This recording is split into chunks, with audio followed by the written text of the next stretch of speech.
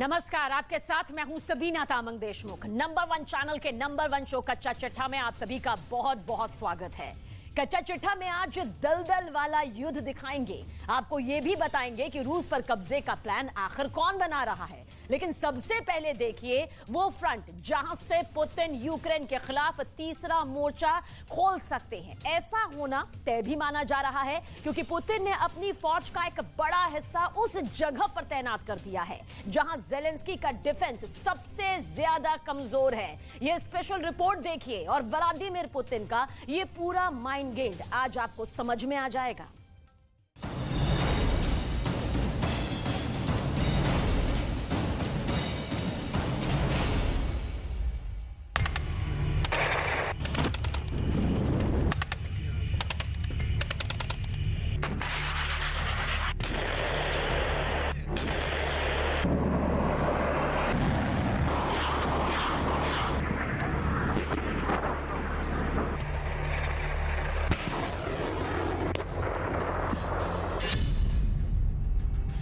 Moscow नहीं, Kyiv नहीं, Kharkiv नहीं, पोलैंड नहीं, बेलारूस।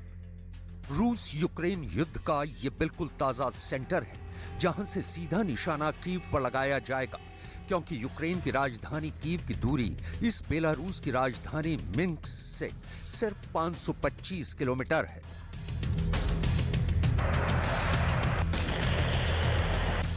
मतलब पुतिन की शॉर्ट रेंज की परमाणु वॉरहेड से लैस मिसाइलें कभी भी कीव का काम तमाम कर सकती हैं।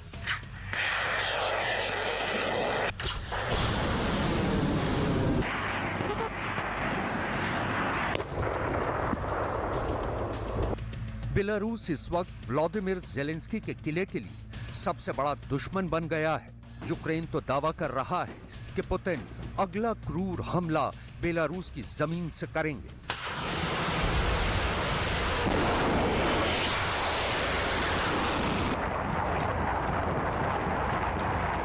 बेलारूस के आसमान से उड़कर कीव पहुंचने की यह शायद जमीनी कार्रवाई है। रूस और बेलारूस एक बार फिर ज्वाइंट मिलिट्री ड्रिल कर रहे हैं।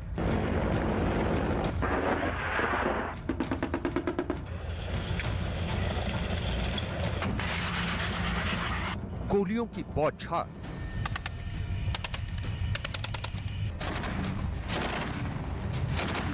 रॉकेट लॉन्चर की दहाड़,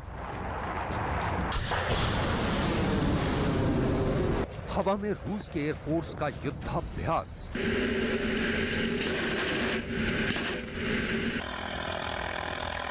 रूस के सैनिक अपने बेलारूस के साथी के साथ प्रैक्टिस कर रहे हैं दुश्मन देश यूक्रेन को जंग में पराजित करने की, ज़ेलेंस्की को सरेंडर करवाने की। Динамика положительная. Все развивается в рамках плана Министерства обороны, Генерального штаба. И надеюсь, что наши бойцы еще не один раз порадуют нас своими результатами боевой работы. रूस बेलारूस की इस वॉर एक्सरसाइज की डिटेल आपको दिखाएंगे। उसके पहले यूक्रेन की बेलारूस बॉर्डर पर टैंकों की तैयारी देख लीजिए। वो शोर सुन लीजिए जो ज़ेलेंस्की के टैंकों से मौत का मैसेज दे रहा है।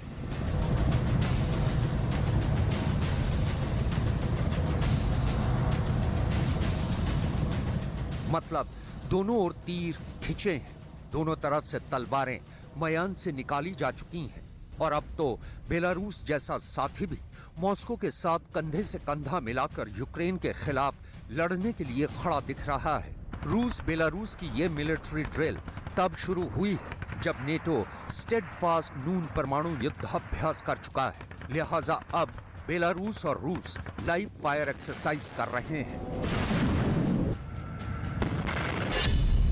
लाइव फायर एक्सरसाइज से पहले बेलारूस ने कहा था कि वो लगभग 9000 रूसी सैनिकों को देश में अपनी सीमाओं की रक्षा के लिए सेना के क्षेत्रीय समूह के हिस्से के रूप में तैनात करेगा। रूस के सैनिकों की कुल संख्या फिलहाल 9000 से कम रहने की संभावना है। जरा सोचिए, रूस या बेलारूस की दलील है कि यह वॉर ड्रिल सिर्फ अपनी रक्षात्मक रणनीति के तहत की जा रही है जो रूटीन वॉर एक्सरसाइज का हिस्सा है। इसमें नया कुछ भी नहीं है।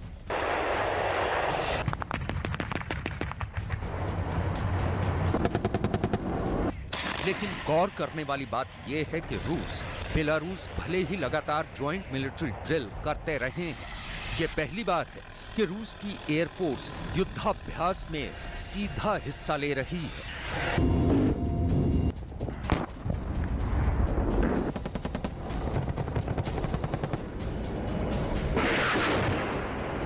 कहा जा रहा है कि रूस के पायलट बेलारूस के पायलटों को ट्रेनिंग दे रहे हैं। इस ट्रेनिंग के लिए कोई सामान्य जेट फाइटर नहीं, बल्कि सुखोई का इस्तेमाल किया जा रहा है।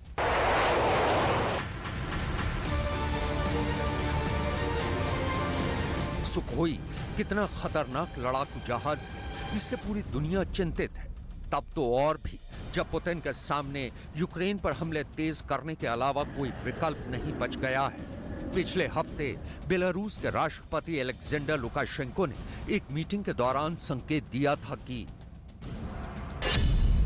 रूस और उनके सैनिक एक फ्रंट पर संयुक्त रूप से हमलों को अंजाम दे सकते हैं। लुकाशेंको ने कहा कि बेलारूस के क्षेत्र में हमलों पर आज न केवल यूक्रेन में चर्चा की जा रही है, बल्कि योजना भी बनाई जा रही है। कीव प्रशासन वहां खींचने के लिए बेलारूस के खिलाफ युद्ध शुरू करने के लिए दबाव डाल रहा है। बेलारूस और रूस के बीच की दोस्ती यूक्रेन के लिए टेंशन की बात है। ये भौगोलिक वजहों से भी है और दोनों देशों के बीच रिश्ते को लेकर भी है। बेलारूस रूस का पुराना साथी रहा है और बात युद्ध की करें तो बेलारूस शुरू से ही पुतिन के साथ खड़ा है। पुतिन ने भी बेलारूस का अच्छा इस्तेमाल किया है। इस वक्त बेलारूस में रूस के 12,000 सैनिकों की तैनाती है। बेलारूस में रूस ने अपने S-400 सिस्टम और इस्कंदर मिसाइलों की भी तैनाती की है। लिहाजा ये तो बहुत लाउड एंड क्लियर है कि बेलारूस को यूक्रेन के खिलाफ अपनी धरती के इस्तेमाल से कोई गुरेज नहीं है। अब सवाल उठता है कि इस वक्त रूस बेलारूस को वॉर एक्सरसाइज की जरूरत क्यों पड़ी। इसे समझने के लिए आपको कुछ सवालों का जवाब जानना बहुत जरूरी है। सवाल नंबर 1, जैसे इस वक्त बेलारूस में 12,000 से ज्यादा रूस के सैनिकों की तैनाती क्यों है? सवाल नंबर 2, बेलारूस को रूसी सैनिक ग्राउंड बनाने की छूट क्यों? सवाल नंबर 3, बेलारूस में खतरनाक किंझल मिसाइल से लैस MiG-31 की तैनाती क्यों की गई है?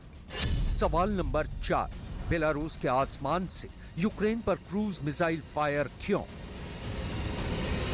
इन सवालों का जवाब तलाशने के लिए इतिहास में बहुत पीछे जाने की जरूरत नहीं है, बल्कि पिछले महीने यानी दिसंबर 2022 में रूस के प्रेसिडेंट व्लादिमीर पुतिन की बेलारूस यात्रा का विवरण पढ़ लीजिए। इस यात्रा के दौरान पुतिन ने बेलारूस में अपने बहुत अहम 11 घंटे बिताए थे। बेलारूस के प्रेसिडेंट लुकाशेंको ने उस समय घोषित कर दिया था कि दुनिया भले इधर से उधर हो जाए, बेलारूस रूस के साथ खड़ा है। पुतिन की इस बेलारूस वाली यात्रा में दोनों देशों ने संधि पत्र पर हस्ताक्षर किए थे। इस संधि पत्र में जो कुछ लिखा था उसे आप देखेंगे तो समझने में मुश्किल नहीं होगी कि बेलारूस से रूस क्या चाहता है, पुतिन लुकाशेंको के बीच क्या चल रहा है और यूक्रेन को इस दोस्ती का खमियाजा किस तरह से भुगतना पड़ेगा। पहले रूस बेलारूस के बीच हुए समझौते को देखिए। मिलकर हथियार बनाएंगे, न्यूक्लियर प्रोजेक्ट पर काम करेंगे, स्पेस में साथ काम करेंगे। रूस बेलारूस के सैनिकों को ट्रेनिंग देगा, आर्थिक क्षेत्र में काम करेंगे। दोनों देशों के बीच ये वादे कस्में नए नहीं हैं, लेकिन टाइमिंग का सवाल है जो सीधा संकेत दे रही है कि पुतिन जैसे ही कमजोर पड़ेंगे, बेलारूस को यूक्रेन पर हमले का ग्राउंड बना देंगे।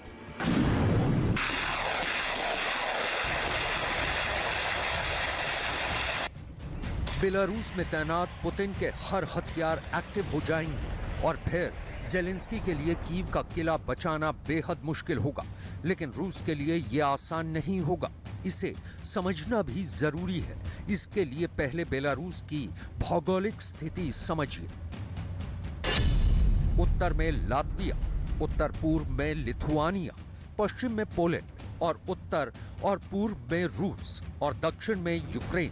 यही बेलारूस की सीमा का परिचय है और आप इस मैप पर यह भी देख सकते हैं कि इसका नेटो से क्या कनेक्शन है।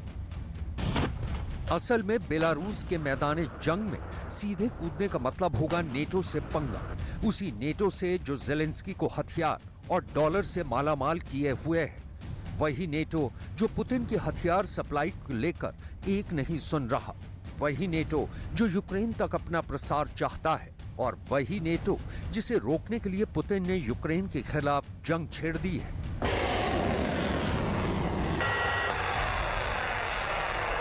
तो अब तक जो लड़ाई जमीन पर रूस और यूक्रेन के बीच लड़ी जा रही है, बेलारूस के रूस के साथ युद्ध में उतरते ही बदल जाएगी। इसमें तब नेटो की डायरेक्ट एंट्री होगी, क्योंकि बेलारूस के आसपास के देश जैसे Poland, Estonia, Latvia, Lithuania NATO के सदस्य हैं। स्वीडन और फिनलैंड नेटो में एंट्री के लिए दरवाजे पर दस्तक दे रहे हैं। बेलारूस के युद्ध में शामिल होते ही ये देश भी यूक्रेन को बचाने के लिए जवाबी कार्रवाई के लिए मैदान में जरूर उतरेंगे। तब पुतिन के लिए इतने देशों और अमेरिका के नेतृत्व में 30 देशों के सैन्य संगठन नेटो के साथ लड़ना बहुत मुश्किल होगा। कहने का मतलब है कि नेटो बनाम रूस की सीधी लड़ाई से बचने के लिए ही पुतिन ने बेलारूस की जंग में सीधी एंट्री रोक रखी है। और नेटो भी आमने सामने की टक्कर से खुद को बचाने के लिए यूक्रेन की जमीन पर जेलेंस्की की सेना के साथ कंधे से कंधा मिलाकर नहीं लड़ रहा है। हाँ, नेटो रूस के खिलाफ यूक्रेन को बोरे में भर भर कर हथियार जरूर दे रहा है।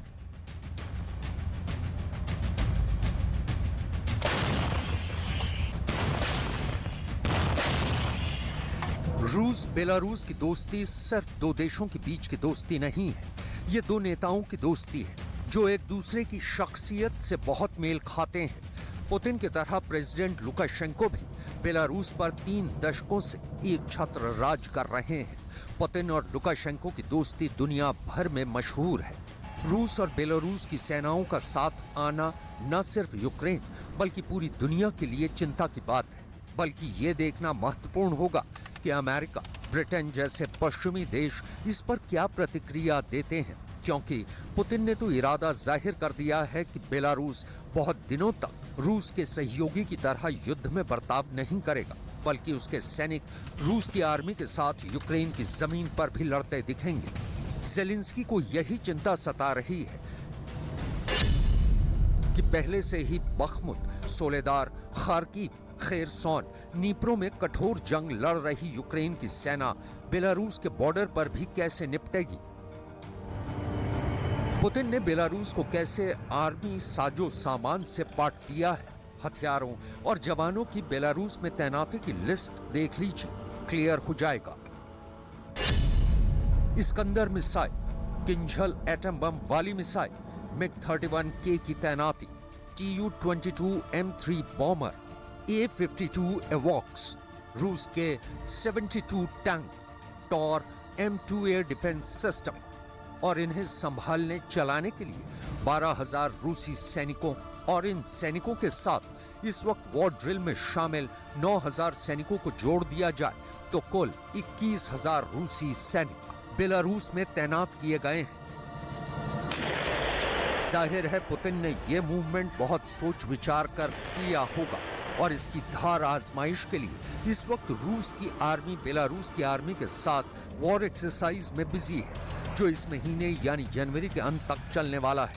कहा जा रहा है कि पुतिन फरवरी में बर्फबारी के कम होने और मार्च से मौसम में थोड़ा परिवर्तन के साथ ही यूक्रेन को बड़ा घाव देने की तैयारी कर रहे हैं। इसके लिए पुतिन ने टारगेट भी सेट कर लिया है कि लुहांस्क, डॉनबास, डोनेस्क और खेरसोन पर पुतिन हमले तेज करेंगे और उस वक्त बेलारूस के ये जवान पुतिन के बड़े काम के साबित होंगे।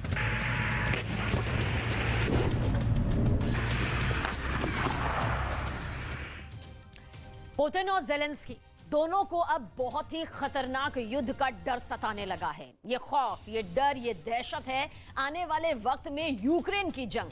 दलदल वाले युद्ध में तब्दील हो जाएगी और अब कौन दलदल में डूबेगा और कौन उससे बाहर निकलने में कामयाब होगा, ये बहुत बड़ा सवाल है। ये दोनों बातें टैंक युद्ध पर अब निर्भर भी करेंगी। ये रिपोर्ट आप देखेंगे तो आपको मालूम चलेगा, आपको ये बात पता चलेगी कि दलदल वाले युद्ध के लिए आखिर कौन सबसे ज्यादा यहां तैयार नजर आता है।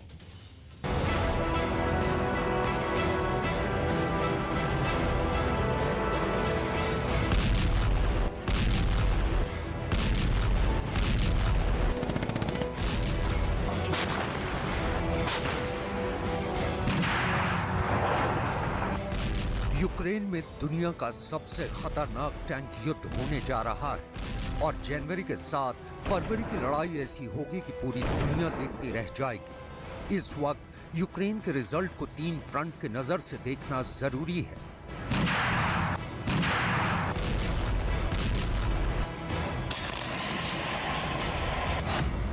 पुतिन खेरसौन हार चुके हैं, लेकिन इसके बावजूद पुतिन सोलेदार जीत चुके हैं और अब पुतिन को पूरा डॉनबास बचाने के साथ साथ पश्चिमी यूक्रेन पर भी चढ़ाई करनी है। यही पुतिन का फैसला है, यही पुतिन का इरादा है और यही पुतिन ने ठान लिया है।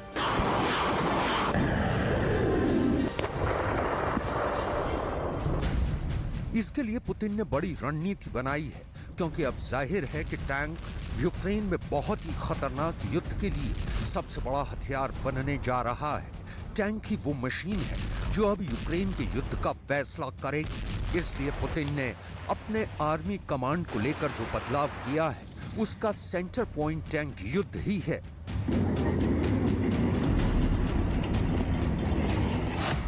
इसलिए पुतिन ने अपने top tank commander Valery Gerasimov को चीफ ऑफ जनरल स्टाफ बनाया है।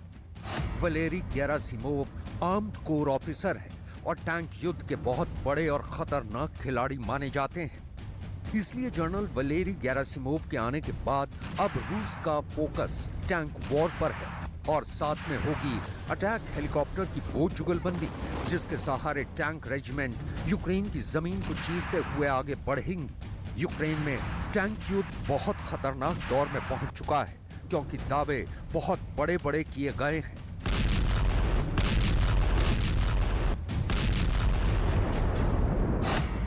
यूक्रेन का दावा है कि वो रूस के 30,000 से ज्यादा टैंक तबाह कर चुका है। इस दावे की पुष्टि स्वतंत्र स्रोत से नहीं की जा सकी है। वहीं युद्ध से पहले यूक्रेन के पास करीब 2,000 टैंक थे और अब नौबत ये आ चुकी है कि ज़ेलेंस्की को नेटो से टैंक की डिमांड करनी पड़ रही है। ये बात साबित करती है कि रूस ने यूक्रेन की टैंक वाली ताकत पूरी तरह खत्म कर दी है और अब ज़ेलेंस्की पूरी तरह अपनी आर्टिलरी यानी तोपखाने पर निर्भर है। इसलिए कह सकते हैं कि ज़ेलेंस्की की टैंक वाली ताकत पूरी तरह खत्म हो चुकी है और उनकी नजर अब नेटो के 2 टैंक पर है।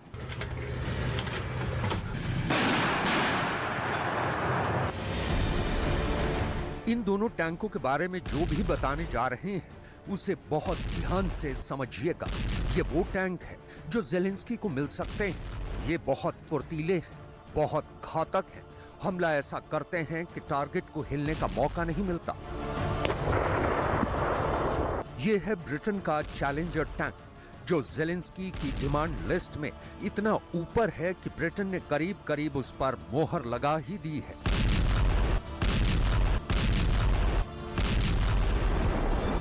टैंक को लेकर ज़ेलेंस्की की डिमांड ऐसी है, चाहे वो ब्रिटेन हो या जर्मनी, नेटो को लेकर ज़ेलेंस्की की टैंक वाली ख्वाहिश बहुत बढ़ने लगी है।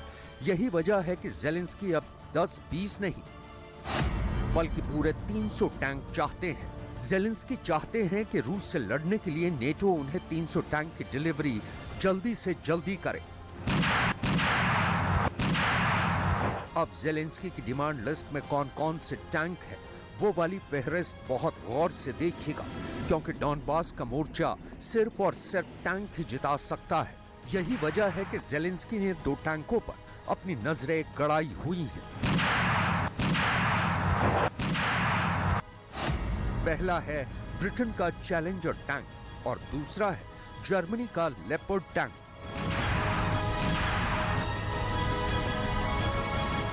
अगर ये दोनों टैंक यूक्रेन आए तो इनकी टक्कर रूस के दो बहुत ही खास टैंकों से होगी।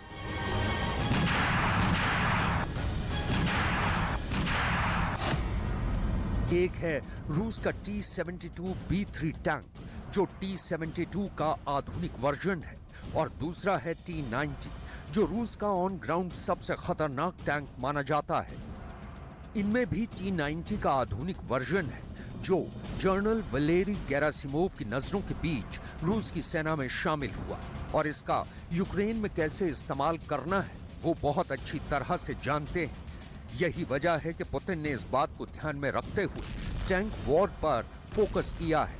जनरल वलेरी गेरासिमोव अब रूस के स्पेशल मिलिट्री ऑपरेशन के कमांडर हैं, और वो चाहेंगे कि युद्ध उनके हिसाब से लड़ा जाए। और ये बात याद रखनी होगी कि जनरल गेरासिमोव को टैंक युद्ध में महारत हासिल है, लेकिन अब उनके सामने यूक्रेन नहीं बल्कि नेटो वाले टैंक का चैलेंज है, क्योंकि जल्द ही यूक्रेन की फौज लेपर्ड और चैलेंजर जैसे टैंकों से लैस होगी, और ये रूस के लिए बहुत बड़ी चुनौती कही जाएगी। यही वजह है कि रूस अब टैंक वॉर को दो हथियारों की जुगलबंदी के साथ लड़ना चाहता है। रूस का T-72 टैंक भी है, जो इन टैंकों के साथ अपनी तोप शक्ति को आजमाएगा। सबसे पहले देखते हैं चैलेंजर और लेपर्ड टैंक की खूबियां। ब्रिटेन के चैलेंजर की गन 120 मिलीमीटर की है, और जर्मनी के लेपर्ड की गन भी इसी साइज की है। ब्रिटेन के चैलेंजर का वजन 65 टन, वहीं लेपर्ड का वजन भी 70 टन है। चैलेंजर 60 किलोमीटर प्रति घंटे की रफ्तार से दौड़ता है, जबकि लेपर्ड की रफ्तार 70 किलोमीटर प्रति घंटा है। दोनों ही टैंक में 4 क्रू मेंबर होते हैं, जबकि इसके मुकाबले रूस के T-90 टैंक में 3 क्रू मेंबर होते हैं, और इसमें गोला भरने वाला सिस्टम ऑटोमेटिक है। और ये दोनों टैंकों के मुकाबले में 20 टन हल्का भी है, यानी ये यूक्रेन की दलदली जमीन पर दोनों टैंकों के मुकाबले बेहतर काम कर सकता है, या ये कहें कि कर रहा है।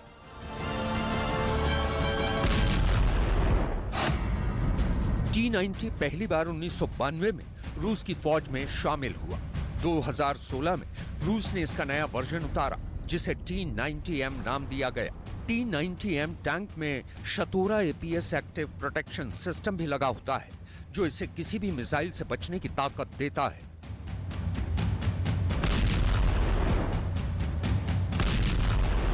इसमें ज्यादा बेहतर इंजन है, इससे बेहतर फायर कंट्रोल सिस्टम है, इसमें लगा एक्सप्लोजिव रिएक्टिव आर्मर भी T-72 से बेहतर है। लेकिन यूक्रेन की जमीन इसके लिए भी बहुत खतरनाक और कड़े इम्तिहान वाली साबित हो रही है। अभी यूक्रेन में रूस ने T-72 टैंक ज्यादा उतारे हैं। यही वजह है कि यूक्रेन को मिली एंटी टैंक गाइडेड मिसाइलों का सबसे ज्यादा शिकार भी यही टैंक बना है।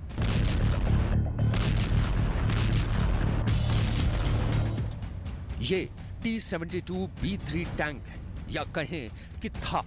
T-72 के इस आधुनिक वर्जन को युद्ध में सबसे ज्यादा घाव मिले हैं। ज्यादातर हमलों में ये दोबारा इस्तेमाल करने लायक भी नहीं बचे। यूक्रेन की एंटी टैंक मिसाइलों के हमले ऐसे हैं कि रूस के तबाह हुए टैंक कई जगह देखे जा सकते हैं, जिनकी टैरेट उखड़ी हुई है, जिनमें 1 मीटर चौड़ा छेद बना हुआ है।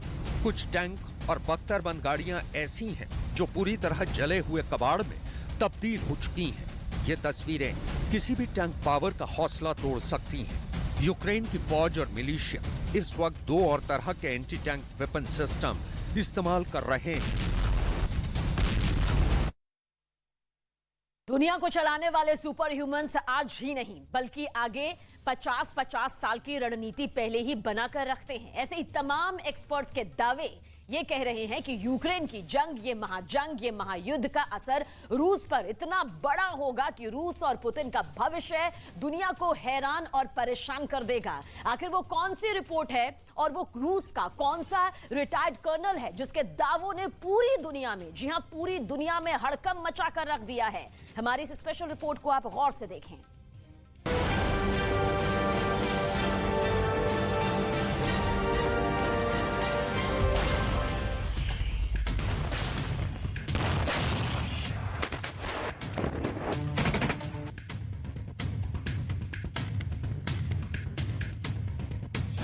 क्या यूक्रेन से भी बड़ा विनाश होगा?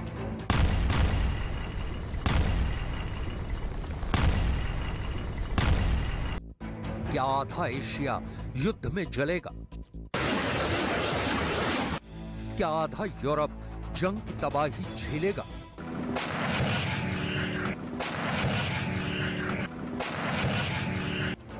क्या पूरे रूस में गृह युद्ध होगा?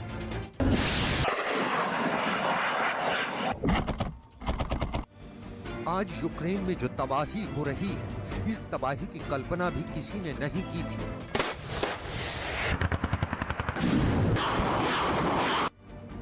जंग लड़ने के तरीकों का ही काया पलट हो जाएगा, किसी को अनुमान भी नहीं था। यूरोप के सबसे बड़े परमाणु संयंत्र ज़पोरिज़िया पर हमले होंगे, यकीन से भी परे है।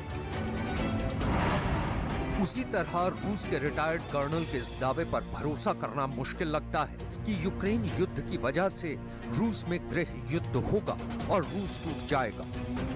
लेकिन एक नहीं, कई एक्सपर्ट्स और दुनिया भर के विशेषज्ञ ये दावे कर रहे हैं कि पुतिन चाहे कितना ही जोर लगा ले, आज भले ही पुतिन अपनी मिसाइलों की ताकत से यूक्रेन के नीले आसमान को काला कर दें, लेकिन इसका असर रूस के भविष्य को भुगतना होगा और रूस का विखंडन हो जाएगा। क्या ये सिर्फ दावे हैं या फिर इनके पीछे कोई ठोस आधार है? आखिर क्यों रूस के पूर्व राष्ट्रपति दिमित्री मेदवेदेव ने यह बयान दिया है कि 2023 में अमेरिका टूट जाएगा? आखिर क्यों रूस के पूर्व राष्ट्रपति दिमित्री मेदवेदेव ने कहा कि अमेरिका का प्रांत टेक्सास एक स्वतंत्र देश बन जाएगा?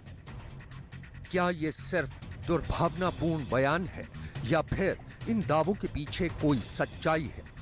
हर सवाल का जवाब आपको देंगे, लेकिन सबसे पहले बात करेंगे रूस के एक रिटायर्ड कर्नल इगोर गिरकिन के उस बयान की जिसने पुतिन का दिल दुखा दिया है।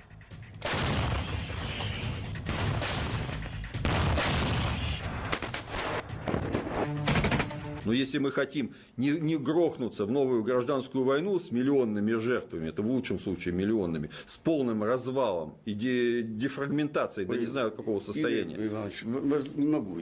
Когда я слышу про гражданскую войну, где вы набрали людей? Да, Гражданская война, Владимир Васильевич, она бывает разная. Бывают гражданские войны, которые нашу страну зимой гражданская война за 3 дня убьет. И она закончится за 3 дня. Но страну убьет. दरअसल रूस के एक रिटायर्ड कर्नल इगोर गिरकिन ने बयान दिया है कि रूस में गृह युद्ध हो सकता है और रूस टूटकर खत्म हो सकता है। रूस के रिटायर्ड कर्नल इगोर गिरकिन ने जैसे ही ये बयान दिया, पूरी दुनिया के अखबारों में हेडलाइंस छप गई। आखिर दुनिया ने इगोर गिरकिन के इस बयान को इतना ज्यादा महत्व क्यों दिया? आखिर कौन है इगोर जिनकी बात की अहमियत इतनी ज्यादा है? इगोर एक ऐसे प्रसिद्ध आर्मी ऑफिसर रहे हैं जिनको पूरे रूस के अंदर हीरो माना जाता है। दरअसल क्राइमिया के रूस के अंदर विलय में इगोर की भूमिका बहुत अहम मानी जाती है। साल 2014 से पहले क्राइमिया रूस का नहीं बल्कि यूक्रेन का हिस्सा था। साल 2014 में पुतिन ने हमला करके यूक्रेन से क्राइमिया को छीन लिया था। यूक्रेन के लोग इगोर गिरकिन से नफरत करते हैं क्योंकि आरोप यह है कि साल 2014 में क्राइमिया की जंग में इगोर ने यूक्रेन के लोगों पर अत्याचार किए थे। यानी एक ऐसा समय भी था जब इगोर गिरकिन पुतिन के फेवरेट आर्मी ऑफिसर्स में से एक थे। कादिरोव के बाद यूक्रेन के लोग सबसे ज्यादा नफरत रूस के इस रिटायर्ड कर्नल से ही करते हैं। यूक्रेन के कई संगठनों ने क्राइमिया युद्ध में अहम रोल निभाने वाले रूस के कर्नल इगोर गिरकिन को पकड़ने के लिए 82 लाख रुपए के इनाम की घोषणा की थी। कई अखबारों में गिरकिन को स्लोवियांस्क का कसाई भी कहा जाता है। इगोर गिरकिन को लोग स्ट्रेलकोव और रुनोव के नाम से भी जानते हैं। यूक्रेन के लोगों ने इगोर गिरकिन को पकड़ने के लिए क्राउड फंडिंग करके $1 लाख इकट्ठे किए हैं। पुतिन के बेहद खास माने जाने वाले कर्नल इगोर ने रूस के अलगाववादियों का समर्थन किया था और साल 2014 में स्लोवियांस्क और डोनेस्क में भारी तबाही मचाई थी। यूक्रेन के लोगों का मानना है कि गिरकिन कोई फौज का जनरल नहीं बल्कि एक रूसी आतंकवादी है। उसने बड़ी संख्या में यूक्रेन के लोगों का कत्लेआम किया था। दरअसल आरोप ये लगता है कि डोनेस्क में इस कर्नल ने रूस का समर्थन करने वाले लोगों की मदद करके यूक्रेन का समर्थन करने वाले लोगों का भीषण संहार करवाया था। अब ये रिटायर्ड कर्नल रूस के अंदर एक बड़ा हीरो है और वो तमाम न्यूज चैनलों में मेहमान की तरह बुलाया जाता है। इगोर को यूक्रेन के अंदर इतनी बड़ी जिम्मेदारियां पुतिन ने ही दी थी, लेकिन यही इगोर अब रूस के अंदर ही बैठकर पुतिन के खिलाफ बोलते हैं, लेकिन फिर भी पुतिन इगोर पर कोई एक्शन नहीं लेते हैं। पिछले साल दिसंबर में इगोर ने पुतिन और रूस की आर्मी की आलोचना करते हुए कहा था कि न सिर्फ रूस की आर्मी के ढांचे में सुधार की आवश्यकता है, बल्कि रूस की सेना के जनरलों को भी युद्ध जीतने के लिए और ज्यादा योग्यता दिखानी होगी। युद्ध में अभियान के दौरान दिखाई गई लापरवाहियों की वजह से बहुत सारे आर्मी ऑफिसर पुतिन से भी नाराज हैं। लेकिन इस बार रूस के रिटायर्ड कर्नल इगोर गिरकिन ने जो बयान दिए हैं, वो पुतिन को क्रोध दिलाने वाले हैं। इतना ही नहीं, पुतिन के भाषण लिखने वाले एक राजनीतिक विश्लेषक अब्बास गैल्यामोव ने भी भविष्यवाणी की है कि पुतिन रिटायर हो सकते हैं और अपना एक उत्तराधिकारी चुन सकते हैं। गैल्यामोव के अनुसार पुतिन के उत्तराधिकारी मॉस्को के मेयर सर्गेई सोबियानिन, प्रधानमंत्री मिखाइल मिशुस्टिन या रूस के राष्ट्रपति भवन क्रेमलिन के उप प्रमुख दिमित्री कोज़ाक हो सकते हैं। गैल्यामोव के मुताबिक पुतिन के उत्तराधिकारी के रूप में वैगनर ग्रुप के भाड़े के सैनिकों के खूंखार चीफ येवगेनी प्रिगोजिन की भी चर्चा है। अगर ऐसा हुआ तो ये यूक्रेन के लिए बहुत घातक होगा। गैल्यामोव का ये बयान भी प्रकाशित हुआ है कि पुतिन अपनी बाकी उम्र आजीवन सेनेटर फॉर लाइफ की उपाधि धारण करते हुए काला सागर के रिजॉर्ट शहर के एक महल में अपना जीवन बिताने का फैसला ले सकते हैं। वक्त बताएगा कि आगे क्या होगा, लेकिन इस बात में कोई शक नहीं कि रूस के टूटने की कई भविष्यवाणियां पहले भी हो चुकी हैं।